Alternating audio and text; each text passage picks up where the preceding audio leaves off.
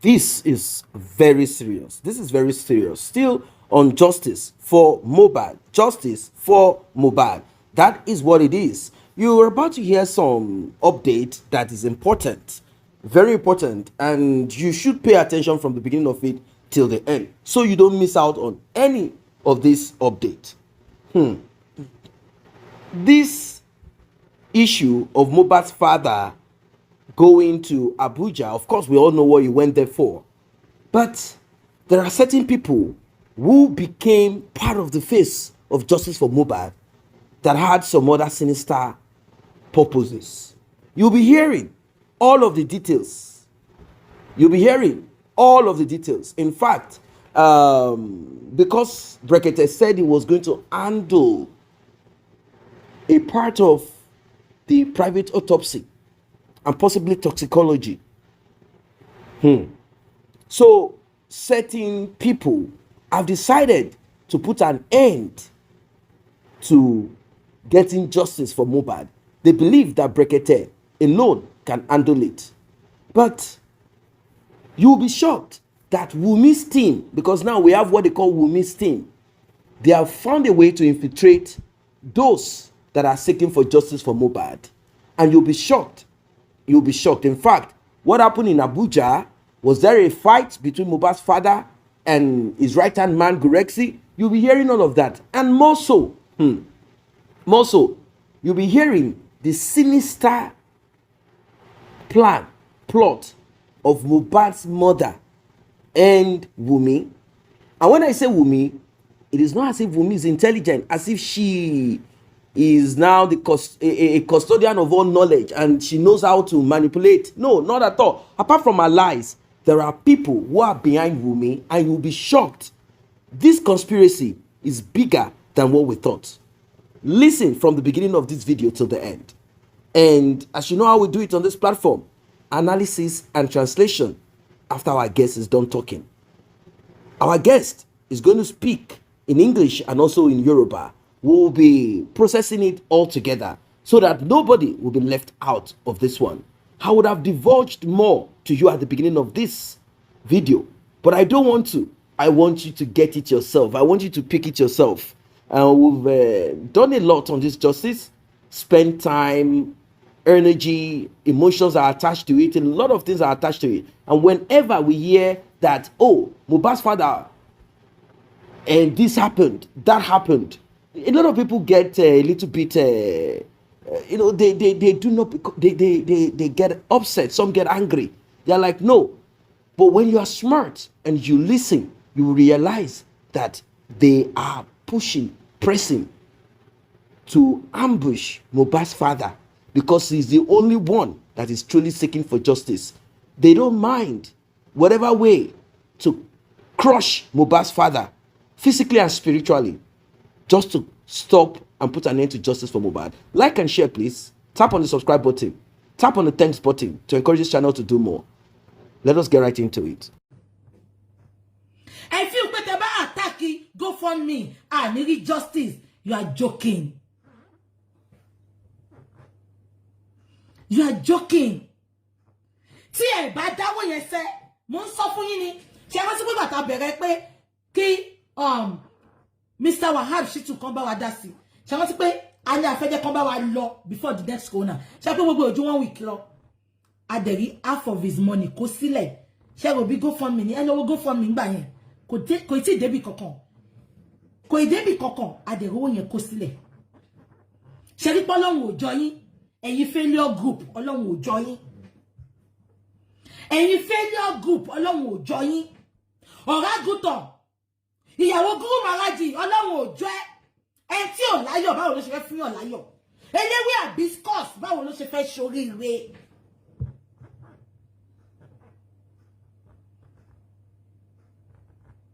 Abẹ́ gbọ́ mi. Ẹ jọ̀ọ́ gbogbo ẹ̀yin tẹ́ bá bá dáwọ́ sí GoFundMe. Ẹ lọ dá sí please. Tẹ́ bá fẹ́ listen sáwọn failure group tán ní kẹ́ má dáwọ́. So be it. Tẹ́ ẹ bá ṣe Ọlọ́run á ṣe. Ọlọ́run á ṣílẹ̀ kánú sílẹ̀. Ibi tí àrò kan owó yẹn sí ló máa ti yọ. Ẹ mọ gbogbo àrùn tó ti dìde fún bàbá Mohbad ni. Ṣé torí àbọ̀síta wá sọ fún yín?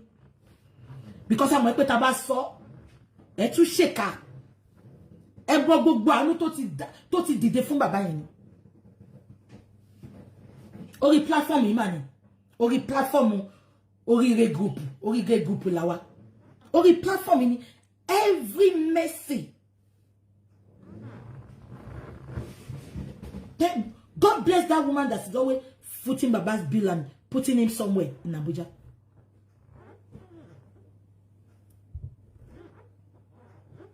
Emmanuel told you from Baba yen. I feel when you are attacking the man is gonna come down. Baba is not going down. Okay, ni Baba yen malo. And your code ni sile. Iya o tu je Baba yen mo. Ojú yín ló máa ṣe. Ẹ máa padà wá celebrate Baba yen ni ẹ̀yin failure group. Àyàfi tí ó bá sọ́lọ́run. Tẹ́ bá ṣe wí agbeje mọ́wọ́.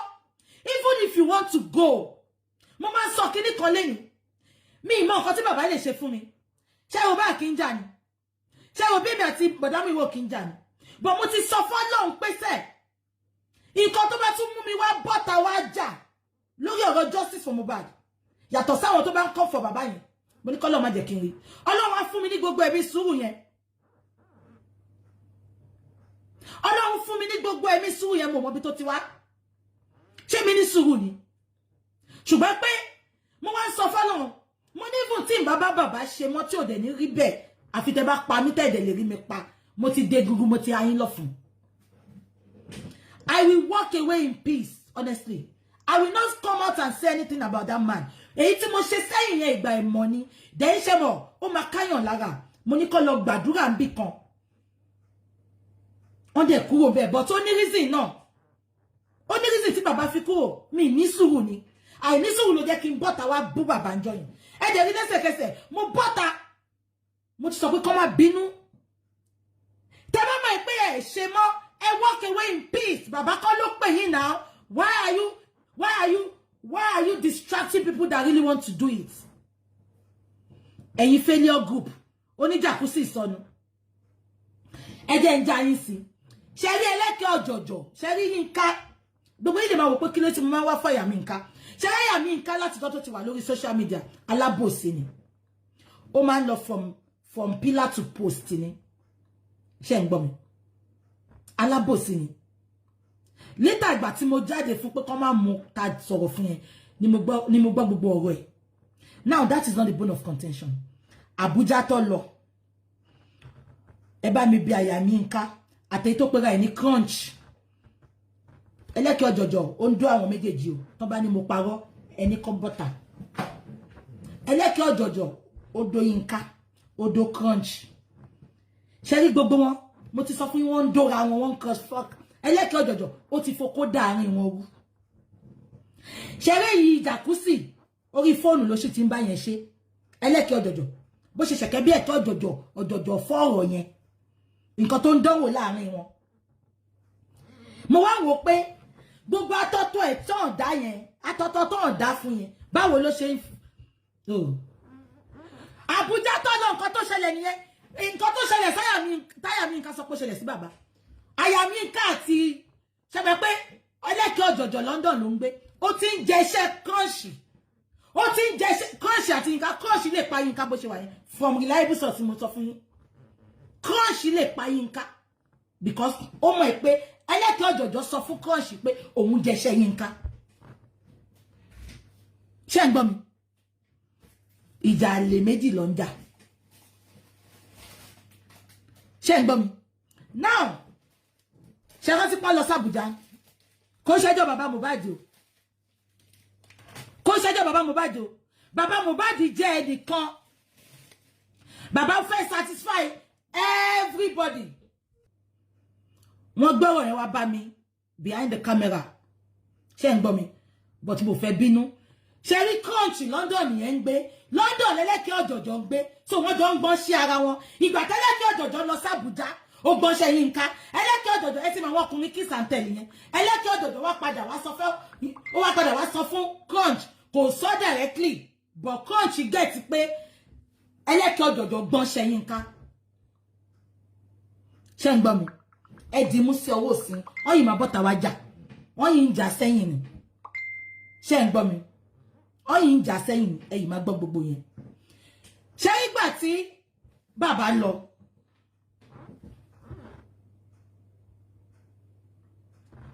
ṣé wọ́n sì pé mo sọ fún ìgbà tán lọ fún inquest last one ṣé wọ́n tí mo update nílẹ̀ pé ẹ sọ fún bàbá kí bàbá wà careful kó má sún mọ́ anybody kó jìnnà sí wọn ṣé wọ́n sì sọ pé ìyá Mohbad wá jókòó sí ẹ̀yìn bàbá Ọlọ́run yọ bàbá ńjọ́ yẹn from reliable source afẹ́fẹ́ ni ìyá Mohbad fẹ́fẹ́ sí ṣé wọ́n tí pé mo sọ bàbá ò bá dìde ńjọ́ yẹn kó sọ pé òun ò ṣẹjọ́ mọ́ ìgbà tán rí pé ṣé rí Ọ̀túnba tẹ́ ń sọ yìí ẹlẹ́kẹ́ ọ̀jọ̀jọ̀ ọ̀dọ̀ àwọn Wunmi ló wà tẹ́lẹ̀ ó ti change orúkọ tó ẹ̀mẹ́rin ẹ lọ bèrè lọ́wọ́ àwọn tó ti ń follow ẹ̀ tipa ó ti change orúkọ tó ẹ̀mẹ́rin ṣé ń gbọ́ mi ọ̀dọ̀ àwọn olùlẹ̀ group ló ti ń ṣe tẹ́lẹ̀ ìgbà tó kúrò ńbẹ̀ kí ló mú sọ pé òun fẹ́ parí ìjà fún bàbá Mohbad ẹjọ́ ṣé ní aago mélòó ló ṣẹ̀ṣẹ̀ fẹ́ parí ìjà ìyá Mohbad tó ti gba bọ̀dẹ̀ ìyá Mohbad tó yẹ pé 20,000 ló ń fún lọ́sọ̀ọ̀sẹ̀ ìyá Mohbad tó ti kó ẹrù inú ilé Mohbad fún ó ṣe jẹ́ pé last minute ni ẹlẹ́kẹ́ ọ̀jọ̀jọ̀ fẹ́ parí ìjà ẹjọ́ kí ló mú ẹlẹ́kẹ́ ọ̀jọ̀jọ̀ tó mú Yínká lọ síbi tí bàbá wà tó dẹ̀ mẹ́ pé ibi tí bàbá wà yẹn is a safe place for him. I don't want to talk about it as I've said, but please ẹ má worry ẹ jẹ́ ká gbàgbé ká fi sílẹ̀ bẹ́ẹ̀ àṣírí ti tú mo ti gbé fọ́tò wọn síta ṣé ń gbọ́ mi now I didn't intend láti gbé fọ́tò ọkọ Yínká síta ṣóyè yín because Yínká is constantly going to the platform of àwọn èèyàn burúkú yẹn tó lọ ń bú bàbá tó ń bú bàbá tó ní bàbá ṣe threesome ẹlẹ́kẹ́ ọ̀jọ̀jọ̀ Yínká bọ́ síta nǹkan tí wà tẹ́lẹ́kẹ́ ọ̀jọ̀jọ̀ jọ ṣe òun lẹ̀ ń yí mọ́ bàbá now ọkọ ẹ̀ according to ọkọ ẹ̀ ìgbà tó bá sọ̀rọ̀ ìgbà tó mú Yínká is a only political ambition ṣé ń gbọ́ mi ó dẹ̀ ní gbogbo yamayama tí Yínká ń ṣe ó lóun ò mọ̀ ń pa ẹ̀ Haúsá lọ́kọ ẹ̀ ìtorí ẹ̀ mo ṣe gbé fọ́tò ọkọ ẹ̀ kọ́kọ ẹ̀ sọ fún kò ṣe pé mo ní gbogbo story ọkọ ẹ̀ lọ́wọ́ èmi ò ń ṣèyàn bẹ́ẹ̀ ni báwo ló ṣe máa bọ́ta tó máa bú bàbá oníbàbá tẹ́ ẹ̀ bá ṣe mú ẹ máa lọ ayé ò pọ̀ tí gbogbo yín bá padà Ọlọ́run ò padà lẹ́yìn bàbá yìí kí ló dé tẹ́ ṣe ìfojú bàbá yìí ráre ṣé tí bàbá yìí bá lówó lọ́wọ́ ní ṣe lè control and let me tell you the problem of Baba. Baba wants to satisfy everybody. That is Baba's number one problem. Baba fẹ́ satisfy gbogbo èèyàn. Ibi tí Baba ti kọ́kọ́ ní problem yẹn. Baba couldn't say no. Ipa wọn ò lọ́njọ́ yẹn because Baba fẹ́ satisfy wọn. Tí gbogbo ibà dẹ̀ lọ gbọ́ fóònù Baba. Ìgbà tí Baba tí ìyá Mohbad pè Baba. Ṣé ń gbọ́ ìgbà tí ìyá Mohbad pè Baba tó gbé fóònù fún bí Baba ṣe gbóhùn ẹ̀ Baba ní máa pè ẹ́ padà lálẹ́. Inú wèrè tí ń dùn ìyá Mohbad nǹkan tójú ẹ̀ máa rí ìyá Mohbad nǹkan tí ojú ẹ̀ máa rí wàá wá omi lójú ò ní rí ìyá Mohbad you had the first chance to save your son níjọ́ Saturday yẹn Mohbad ti rí nǹkan tó ń ṣẹlẹ̀ ó dẹ̀ sọ pé mọ́mí ẹ dúró ẹ má tí ì lọ ṣùgbọ́n nítorí ìṣekúṣe tó fẹ́ lọ ṣe oko bàbá láwọn tó fẹ́ lọ dó ṣàṣàngélé ó fi ọmọ ẹ̀ sílẹ̀ wọ́n pa Wùnmí tún pa tán ó tún sọ ó ní orí fìrífìrí òkú ọmọ ẹ̀ ó ní ó pé ó lulẹ̀ ṣá lady Wùnmí ó ní ó pé ipe kí ló ṣe ọmọ ẹ̀ ó sọ fún ẹ pé ṣe gbọ́ nǹkan kan ni tó bá jí abiyamọ gidi ni ẹ wàá dìde lọ níjọ́ yẹn lọ wo bí tọmọ ẹ wà nǹkan tó ń ṣe ó tún fèlè ọmọ ẹ ó fèlè ọmọ ẹ 10 years I know say mommy 15 years bàbá ní kò ṣe 10 years bàbá ní 15 years ni 10 years I know see mommy ó fèlè ọmọ ẹ ìgbà tó dà wọ́n sílẹ̀ ní kókó tó bá babaláwo lọ tó bá tó fi kòtò ọ̀hún tó fi gbà ẹ́ lọ́wọ́ bàbá tó fi eré àrélù tó fi gbà ẹ́ lọ́wọ́ bàbá 10 years I know see mommy Mohbad tún dáríjì ẹ ó tún gbà ẹ́ padà ó tún fèlè ọmọ yẹn níjọ́ tí alẹ́ ẹjọ́ tí Wùnmí pa ó tún fèlè ó ní mọ́mí ẹ má lọ ó lóun lọ sí ìṣọ́ òru tó lọ yẹn ṣàṣàngélé ṣé wọn fi wọ́n ẹ̀ bẹ̀ pé Wùnmí fẹ́ pa ọmọ ẹ̀ lálẹ́ ẹjọ́ yìí ó tún fail. The third one, ọmọ yẹn tún yọ sí ẹ bí yẹn tó bá sáré lọ. Wọ́n lè má roko ẹ̀gbẹ́ bọ́ta. Ó tún lọ, ó tún fail. Ṣàṣàngélé ìyà tó máa jẹ. Òbúkọ white tó ń jẹṣẹ́ lọ́wọ́lọ́wọ́ kò ní lè gbà ilẹ̀. Mo gbọ́ pọ́n sọ pé ó ń tẹ̀lé Ààrẹ Ọ̀nà Kakanfò ń sìn. Bàbá yẹn, ìyẹn Òbúkọ white, ṣó mọ̀ pé bàbá Ààrẹ Ọ̀nà Kakanfò ló tẹ̀lé. Bàbá Ààrẹ Ọ̀nà Kakanfò gan kò ní lè gbà ilẹ̀ Ṣàṣàngélé tí ìdájọ́ Ọlọ́run bá dé tán fún ẹ. Ṣé gbogbo yín gbọ́ mi lọ? So nípa ọ̀rọ̀ Abuja, nípa gbogbo nǹkan tó ṣẹlẹ̀ yẹn, ẹ má jẹ́ ká sọ pa ẹ̀. Mo kàn láti sọ nǹkan tó ń ṣẹlẹ̀ fún yín ni. Ṣé ń gbọ́ mi nípa yẹn? So ẹ jẹ́ ká fi yẹn lẹ̀ bẹ̀. Yeah.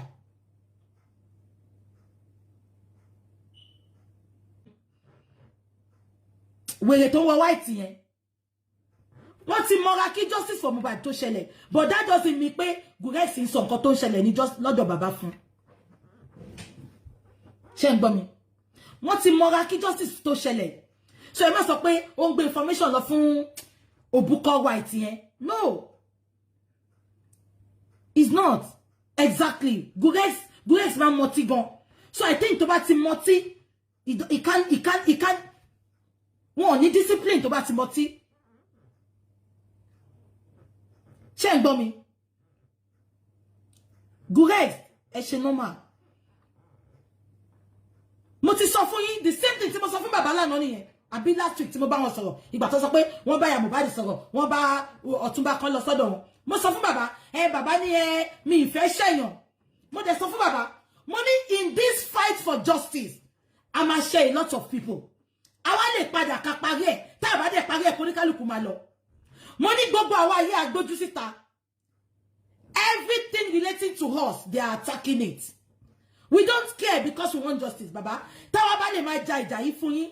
Tẹ́ wá sọ pé ẹ fẹ́ ṣe èèyàn. You will step on people's toes in the seeking for justice for your son. The number one, in consideration, I support me, Baba, ni pé I want him to be vindicated. I want Baba to be vindicated because Wunmi ti sọ pé Baba ló pa ọmọ ẹ̀. Wunmi ti sọ pé Baba ló ní káwọn má sin ọmọ. Mo fẹ́ kí àṣírí gbogbo wọn tú. Nǹkan tí Baba Mohbad ò gbọ́dọ̀ ṣe, kò gbọ́dọ̀ ṣe sọ pé mo fẹ́ ṣẹ̀yàn nìyẹn. Baba ẹ máa ṣe èèyàn, mo ti sọ fún yín. Baba Mohbad ẹ máa ṣe èèyàn. Gbogbo àwọn tó dẹ̀ ń bá yín sọ̀rọ̀ yìí, kò ṣe pọ́n fún yín lọ́wọ́, kò ṣe pọ́n support justice for Mohbad, kò ṣe pọ́n gbówó sínú àwọn tó fún yín lọ́wọ́ gan tó ń dáwó fún yín, wọn ò dá yín láàmú. Ẹ wá sọ pé ẹ fẹ́ ṣe èèyàn. You cannot please everybody, Baba. Tó bá dẹ̀ parọ́ fún yín báwọn tó fẹ́ fún yín lọ́wọ́ nìyẹn. Kọ́ ẹ tó fẹ́ fún yín lọ́wọ́ ní dààmú yín. Who go help you, no go stress you. Tó bá ní ẹni tó bá ní address, I need address Naira Marley. I need address Sam Larry. I need address Nurse. Yes, Naira Marley, Sam Larry àti Nurse. Ẹjọ́ tó bá ní address wọn. I am not going to disclose your identity. You don't even have to send it to me with your identity. I need address one because they are bringing them to the inquest. Ọlọ́pàá ní address one, but I don't know why the court is not telling the police to give it to us. Kẹ́lẹ̀ mọ̀ pé wọ́n really ń ṣe gbogbo ọ̀nà láti bo justice yìí. Ọpẹ́lọpẹ́ èmi àtẹ̀yìn tẹ́ ń wò mí tá a dákẹ́ láti over 9 months. Ṣé ń gbọ́ mi? I know even Sam Larry and Naira Marley, they are still going to Panti to sign. But also, so they are making it difficult for us to get their address. And to get it. They need to give them the invitation letter to come to inquest the next time by August. And Tobani, you don't have to put your identity, please. Now, Naira Marley, I want to tell you something. Naira Marley, anywhere to bá ti wò mí lẹ́yìn ẹ bá mi cut video fún Naira Marley. Naira Marley, I have never for one day come out to attack you that you killed Mohbad. Do you know why, Naira Marley? Because Wunmi ló jẹ́ ká wà ń bí tá wà lẹ́yìn gbogbo yín. Ẹbí wípé báwo ló ṣe jẹ́ Wunmi? Bàbá máa ṣe justice for Mohbad. Tó bá jẹ́ pé Wunmi ti bọ́ta níjọ́ tí Mohbad kú. Tí Wunmi sọ fún wa pé nǹkan báyìí ló ṣẹlẹ̀ sí Mohbad tó fi kú o. Wunmi ò ṣe bẹ́ẹ̀, kàkà kí Wunmi ṣe bẹ́ẹ̀. Wunmi kọ́kọ́ bọ́ta. Wunmi sọ fún wa pé Mohbad kú pẹ̀lú ear infection. Ìgbà tí Wunmi tún máa ṣe, kàkà kí Wunmi bọ́ta lọ bá press, Wunmi lọ bá Wunmi lọ bá wèrè blogger yẹn, ó lọ bá wèrè blogger yẹn. Ṣé mo pé ká ní Wunmi ti bọ́ta tó ti sọ pé ikú báyìí ni Mohbad kú, àní síbi táwa lẹ́ni, mistake can happen. Ogun Mohbad lóòótọ́, ṣùgbọ́n lè ṣe ṣì ní, ó lè jẹ́ self defense. Ṣé ń gbọ́ mi? Ṣùgbọ́n Wunmi parọ́, irọ́ tí Wunmi pa ló jẹ́ ká wá níbi táwa lẹ́ni. Náà Wunmi wá parọ́ yẹn, kàkà kí Wunmi sọ pé Mohbad kú o ìtorí wọ́n gún pa ni. Wunmi ò sọ bẹ́ẹ̀, ìgbà tí Wunmi máa bọ́ta, ó bẹ̀rẹ̀ sí ní ju fídíò wípé Naira Marley àti Sam Larry àwọn ló bully. We are not talking about bully here. Wọ́n sọ pé yàn kú, Wunmi ń ju fọ́tò bully jáde. Ibo ni olórí burúkú Wunmi apọkọjáyé wà?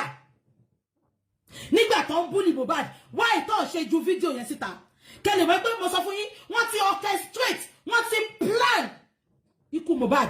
So gbogbo fídíò yẹn, ìgbà tí Mohbad ń pariwo síta, ẹ̀ ń tọ́jú fídíò yẹn, why was Wunmi keeping the video? Just because wọ́n ti orchestrate pọ́n máa pa ọmọ yẹn. So gbogbo fídíò yẹn ló máa lò later.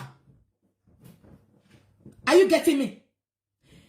Ṣé máa pé kàkà kí Wunmi sọ ọ̀kan tó pa Mohbad? Wunmi wá ń ju fídíò síta ipe wọ́n bully ẹni. Very dark man ló jẹ́ ká mọ̀ pé bully kan ló pa ọmọ ẹ̀, there was a fight. Ẹ̀ṣẹ̀ tí very dark man tó fi ṣe Ìyábọ̀dé ní ìníyàn.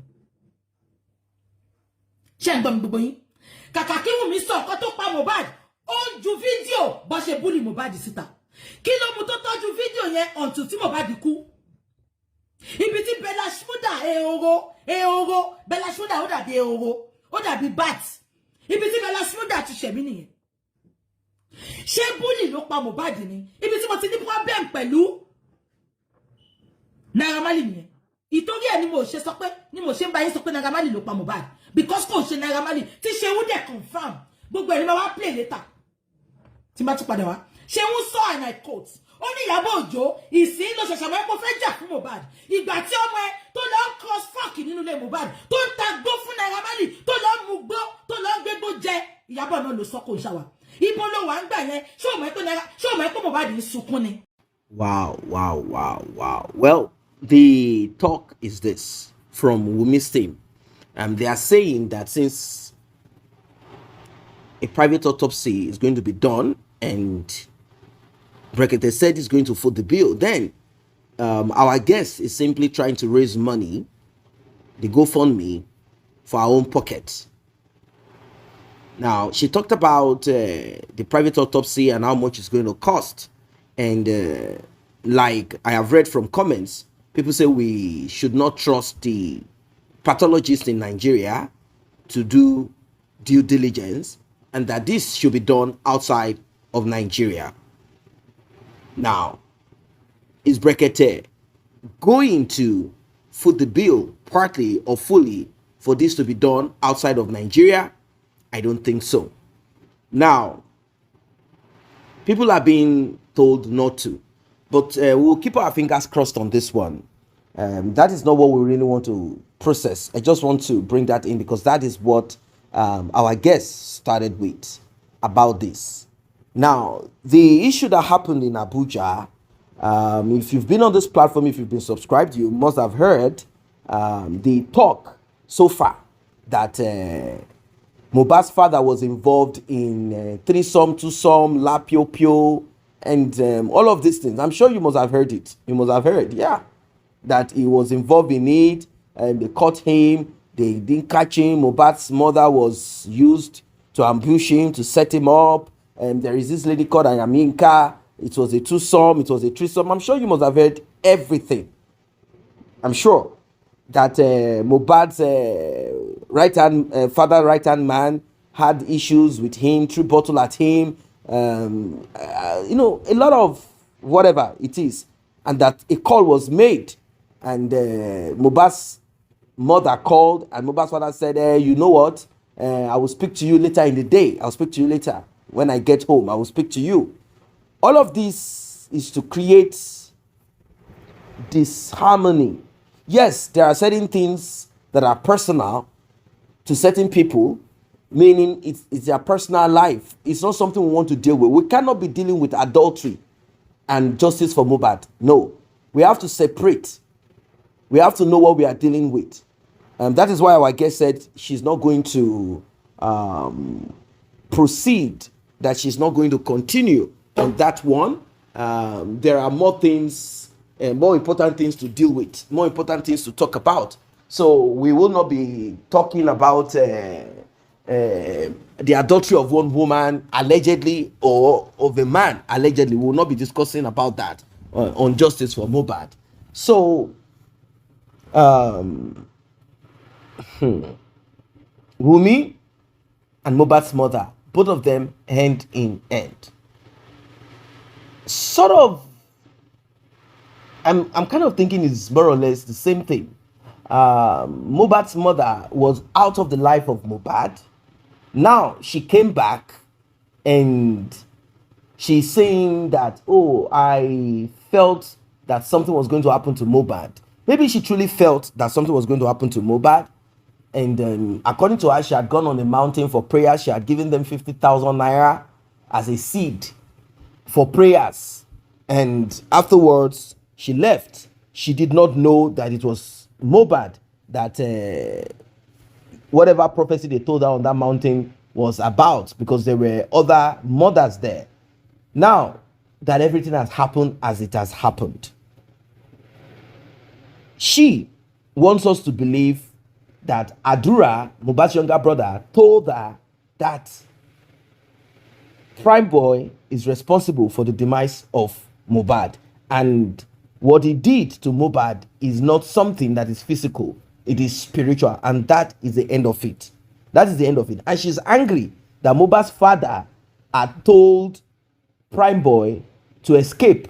So if Mohbad's father can tell Prime Boy to escape, then she must stand firm, stand behind Wunmi, because to her, Wunmi is innocent of everything. Because Wunmi had called her earlier saying, please help me, I don't want to be a widow. Now, which time day did she call Mohbad's mother? I'm sure some of you have thought about it. They said, oh, Mohbad passed away Monday night, it was on Tuesday, all of that. This is the reason why Mohbad's father is requesting to get this autopsy and toxicology done. Some people believe that this would give death results. I don't know, due to the decay, the level of decay. I don't know if this autopsy and toxicology, I'm sure that it would be important for Mohbad's father or whoever. I'm sure our guest is on it, and I'm sure she's also listening. And it will be important, and very, very much important, that they get the service of a professional, a pathologist, to look at the time frame and also examine the body of Mohbad before deciding if autopsy and toxicology will give any positive results, rather than just putting money on something that will not give the answers that is needed as a result of the decay. Well, that's my own thought. They should find a professional that will first look at it, an expert that will look at it and say, okay, look at the time frame and the time frame. Now let me do a physical exam of the body. Then I can now decide if this and that would give results. That kind of thing is very important, very much important there. So Wunmi, who has been pretending, acting like she is really into justice for Mohbad, questions are being asked with Secretary, that is Yabojo. Questions are being asked. If truly you really love Mohbad, how come the videos that Wunmi started releasing and all of this that they started releasing, how come she did not act upon it? After all, they are making us believe that they have contacts of police officers, that they can manipulate police officers. How come the same was not used? That is the question that begs for an answer. That is what a lot of people are wondering about. Why is it that the same was not used? Of course, we all know the answer, that those that are behind the demise of Mohbad are the people that are around him. It's as simple as ABC. So why would they get him out of the problem that he's in if it is not a plan, a plot amongst them? Unfortunately, like I've always said, Mohbad made a big mistake, a huge mistake, that we human beings alive now listening, those that are for justice for Mohbad listening, should search within ourselves and do the needful. Why are you still with that enemy? Why do you choose to sit and drink with that enemy? Why are you in a relationship with that enemy? That guy, that dude that will beat you blue, black, crush you, step on you, kick your stomach, your tummy, and you are still with that dude. Wake up. Wake up. It's not everything that is muti. It is juju. It is this. No, not everything. At times, there is this Stockholm syndrome where people embrace their oppressor, break out of it. Why did Wunmi and Mohbad stick together? Or Mohbad stick to Wunmi? Why? These are questions that we should begin to ask ourselves. Why? Is it a spell, or he was weak, and he couldn't make decisions? So that connects to Mohbad's father. Like I said in previous analysis, I said, I hope Mohbad's father is not weak like Mohbad. Because this talk about Mohbad's father coming around Mohbad's mother for them to settle their differences on the bed. No, it is too late. It is too late, even if they are going to make up or whatever, because we are not in charge of that. It will be after we get justice for Mohbad. Because she cannot be trusted. She can't be trusted. That is what our guest said, that Mohbad's father does not want to offend anybody. He doesn't want to offend anybody. That is why he cannot stand on his feet and make decisions and say, no, I don't want this. He's kind of thinking about it this way. Let me just be friendly with everybody.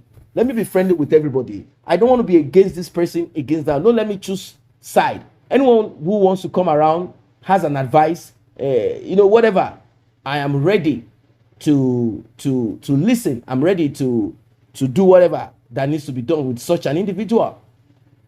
That's it. So Iyabo Ojo heard what Mohbad said before his demise, and questions are being asked. Why didn't she do something? If truly, why is it now that they want to do something after the demise of Mohbad? So sad.